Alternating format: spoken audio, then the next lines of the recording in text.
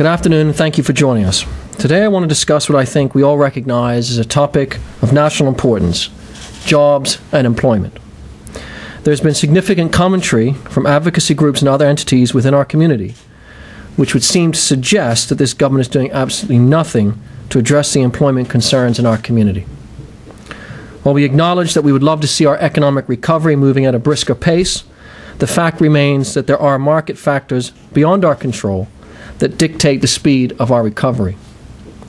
However, what is within our control are our efforts to implement short and long-term solutions aimed at helping Bermudians navigate through the job market.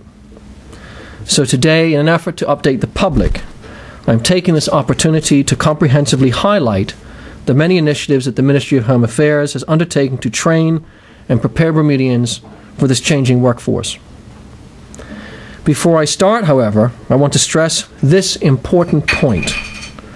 Contrary to what the naysayers will have you believe, there are opportunities available. They simply need to be taken advantage of. And while we can create an environment for these opportunities, we are not getting the high volume of enrollment in the training programs that we would hope from those that are looking to get back to work. I think it is prudent at this stage to highlight the figures that we have in our database at the Department of Workforce Development of those who are under or unemployed. I can report that as at 30th of April 2014, the numbers of unemployed and underemployed totaled just over 1,800 on the database. I must stress that this number fluctuates. As individuals find full-time employment, they come off the database. And as some become unemployed, they join our database. These numbers represent qualified and underqualified individuals. The majority of unemployed and underemployed are in the service industry, such as general administration, personnel, and hospitality. We also have many from the construction industry, such as masons and laborers. This is an indication to me, now more than ever, we need to grow our economy and attract more people to the island so we can expand our business in order to create jobs. Simply put, more people in Bermuda means more jobs. As it relates to our current efforts of training and developing Bermudians this past year, there were close to 400 Bermudians involved in various programs from construction to accounting. And the following illustrates the efforts being dedicated both educationally and financially to help Bermudians regain their footing in the workforce. As it relates to our award programs, for the 2013-2014 fiscal period, the Department of Workforce Development provided funding for a total of 116 students to attend various colleges and universities overseas. The cost of such was approximately $600,000. There are several types of scholarships available through the National Training Section of the Department of Workforce Development. They include the National Technical and Vocational Training Award. The National Training Board provides $5,000 annually for persons who have successfully been accepted into further education programs in accredited colleges and universities. Technical Vocation and Educational Training Award. This award was designed to assist those already employed who require additional training to enhance their skills to allow for career advancement. This award is up to $5,000. A Sponsored Trainee Award. This award is generally used for those who have registered in a formal apprenticeship program. The department provides funding of up to $18,000 for tuition towards a degree program for the first 2 years of training at an accredited institution.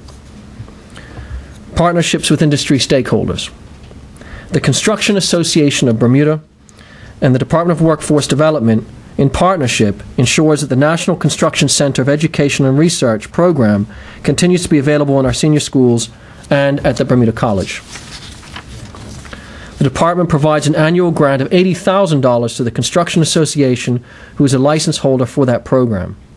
Last year, 41 Bermuda College students participated in this program, along with 8 Cedar Bridge Academy students.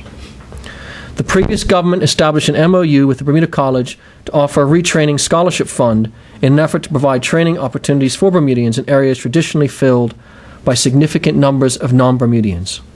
For example, accountancy, nursing, and teaching. An estimated $700,000 has been provided to support these further educational opportunities for Bermudians.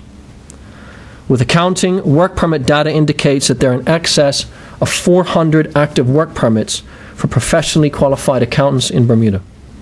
3 certification programs in accounting were made available with the aim of increasing the number of qualified Bermudians so they can assume these roles in the local market. Nursing. It is a well-known fact that there is a global and local shortage of nurses, and there has been a documented need for Bermudians to enter into this profession. Currently, there are 370 work permits for registered nurses. To that end, a 2-year Associate of Science in Nursing degree, designed in partnership with the Department of Workforce Development, the Bermuda College, and the Bermuda Hospitals Board, was implemented. There are currently 4 individuals enrolled at the Bermuda College with a projected completion date of December 2014. Teacher certification. The post-degree teacher certification program offered by Mount St. Vincent University and associated with Bermuda College is designed for individuals who hold an undergraduate degree and are seeking to meet certification requirements for preschool, elementary, and middle school teachers in Bermuda. To supplement all of these training and educational programs, we have undertaken to introduce a number of specialized programs. Here are just a few. The New England Institute of Technology Auto Collision Program. 4 individuals have successfully completed this program, and the training costs were $201,190. The Meet Ipswich Butcher Program. 4 individuals successfully completed this program last year, and the training programs were $84,800. Cleaning Management Institute Custodial Technician Certification Program. 32 individuals were involved in this program. The training costs were $84,800. Power Engineering.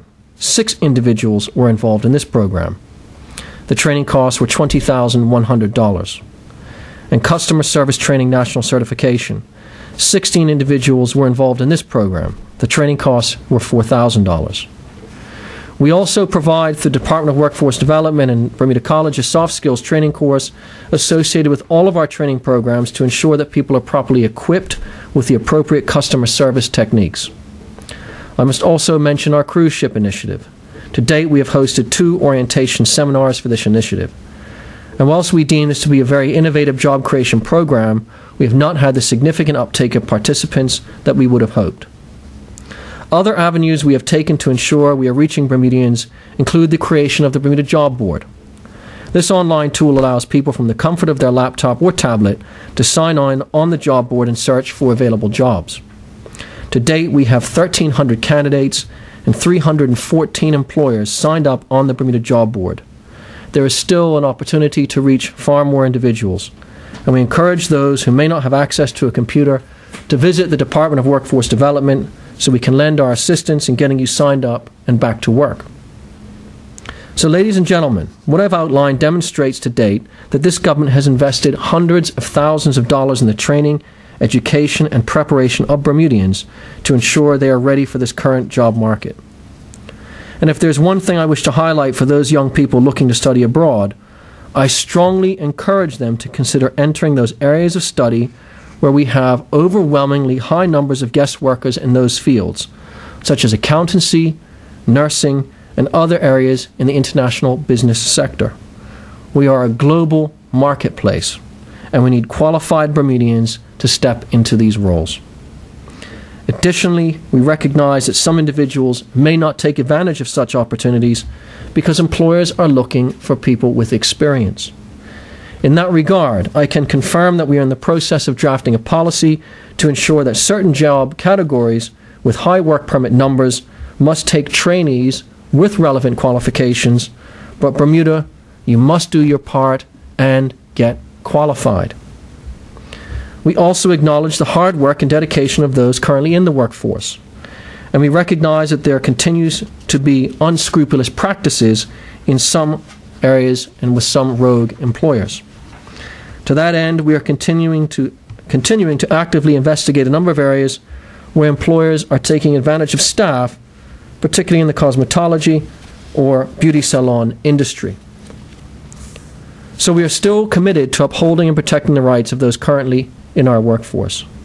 Finally, today, as you can see, I'm joined by Mr. Waleed Lightbourne, Janita DeShields, Andrew Albright, and Jordan Zankale, and Tiowan Talbot. These individuals are the success stories of the Department of Workforce Development. They are in the fields of accounting, nursing, custodial, and kitchen porting, all programs this department and this ministry has supported. I want to publicly commend their determination and their perseverance in recognizing that it's okay to seek help and assistance. The end results are Bermudians who have made the transition in tailoring their education and qualifications to not only adjust to the changing job market, but to find employment success in it. I think in closing, it is important to note that the issues that we face did not happen overnight, and they cannot be solved overnight. Of equal note, and as I have stated previously, solving our workforce challenges is not something that can be done solely by the government. It takes collaboration and partnership of the private sector, the unions, and most of all, Bermudians who we all serve. I cannot emphasize enough that in order for us to assist, you must not only make yourselves known to us, but you must do your part in taking advantage of the training opportunities available. It makes no sense for the government to enact programs if you're not going to get full participation, so your cooperation is key. Registering with the Department of Workforce Development is a first step. Ladies and gentlemen, that concludes the main presentation of my remarks. I thank all of those with me for attending today, and I'm happy to field some questions. Thank you. Brian, I guess we can start off with you.